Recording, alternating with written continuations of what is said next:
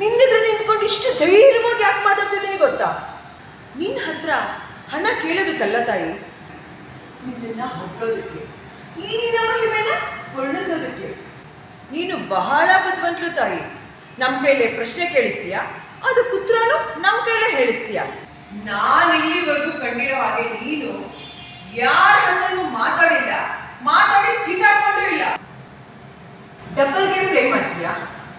ಯಾರು ನೀನು ದೇವರು ಅಂತ ಹೆಸರಿಟ್ಟಿದ್ದು, ಬದಲಾಯಿಸಿಲ್ಲ ಇದನ್ನ ಇವತ್ತು. ಕನ್ನಡಿ ಅಲ್ಲ, ಮನುಷ್ಯನ ಮನಸ್ಸನ್ನ ಇಳಿಯಾಗಿ ಬಿಚ್ಚಿ ತೋರಿಸೋ ಕನ್ನಡಿ ನೀನು. ನನ್ನ ಅಪ್ಪ ಅಮ್ಮನ ಹೊಟ್ಟೆಲಿ ನಾನು ಹುಟ್ಟಿಸ್ತೆ,